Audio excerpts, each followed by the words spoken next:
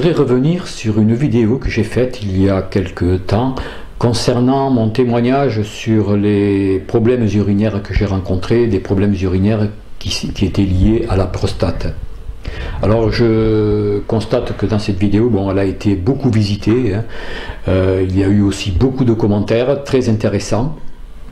Mais globalement, ces commentaires, bon, j'ai remarqué qu'ils étaient très orientés vers la nourriture. Alors peut-être que j'ai eu le tort de trop insister sur la réforme alimentaire que j'ai entrepris, l'hygiène alimentaire, et que j'ai peut-être un peu zappé sur tout le reste, hein, c'est-à-dire que pour solutionner les problèmes de santé, la nourriture ne suffit pas. Il ne suffit pas de ramener tout à la nourriture pour simplement résoudre les problèmes que l'on a. Moi personnellement, j'ai commencé par une réforme alimentaire, j'ai changé ma nourriture, mais il y a bien d'autres domaines, bien d'autres secteurs qui sont tout aussi importants, voire même plus importants encore, qu'il faut regrouper tout ça dans un ensemble, voir tout ça globalement.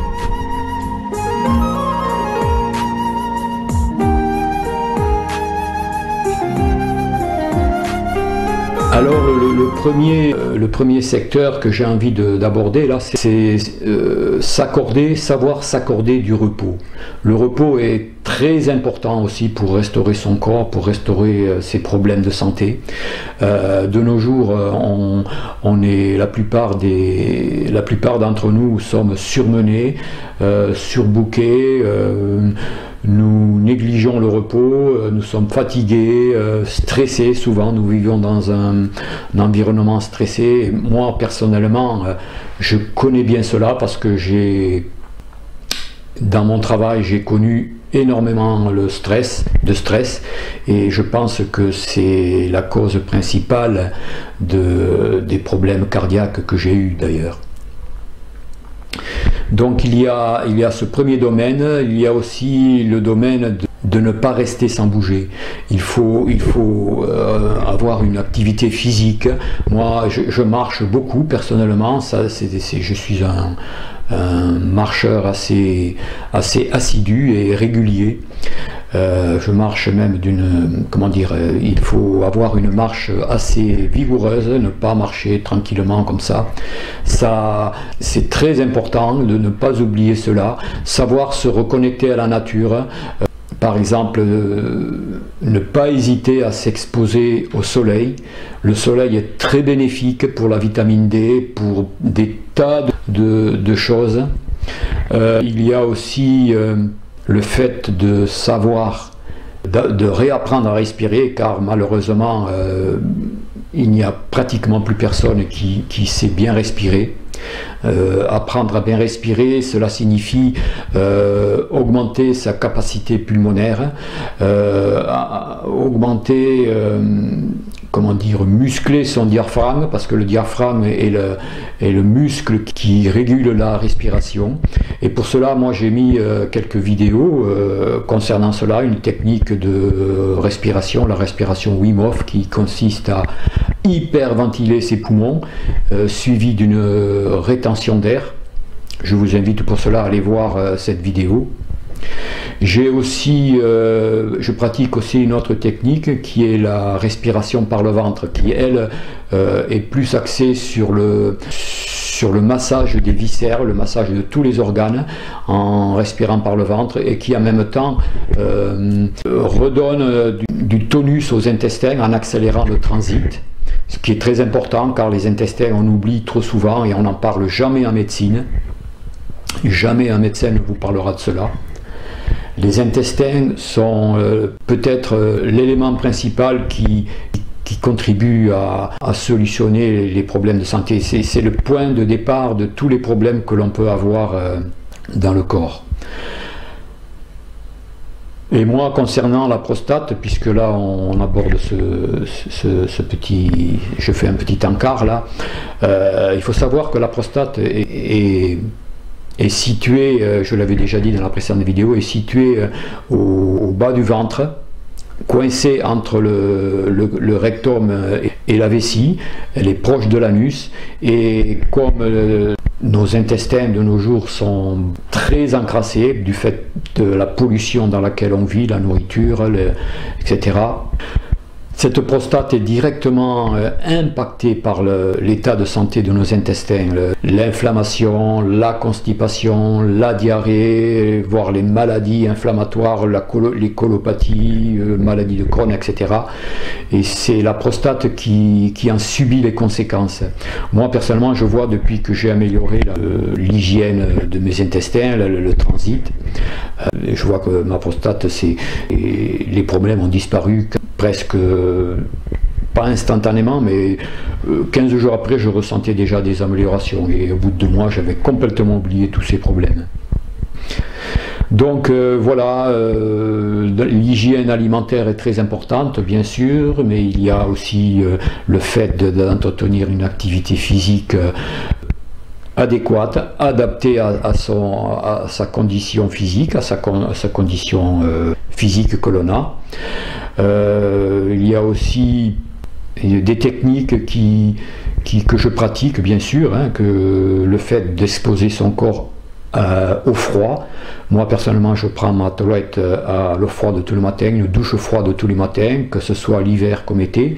Je vous dis pas, l'hiver, l'eau à 8 degrés, c'est pas une mince affaire. Maintenant, c'est devenu une habitude, j'y suis habitué, c'est assez facile pour moi. Moi qui suis un grand frileux, je vous dis franchement, c'est même un exploit d'avoir pu arriver à faire cela.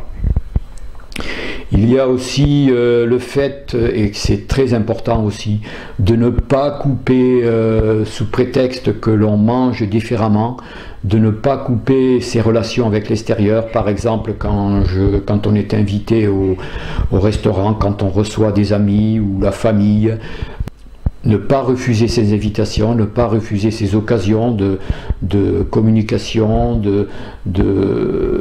comment dire, d'échange et d'entretenir les bonnes relations. C'est extrêmement important, aussi important que la nourriture.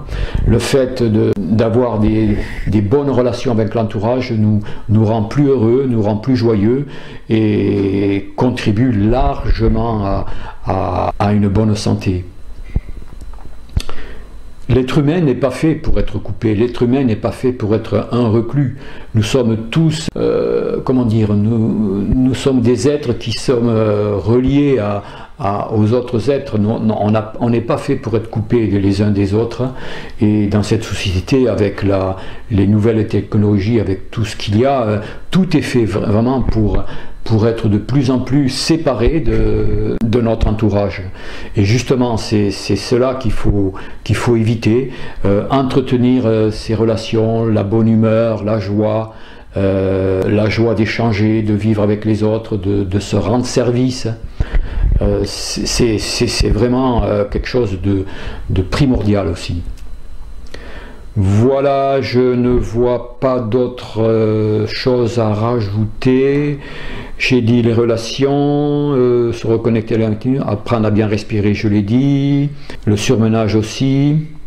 Et donc je vais conclure en disant que si je fais ces vidéos, si je tiens tant à parler de santé, c'est aussi pour apprendre à devenir autonome.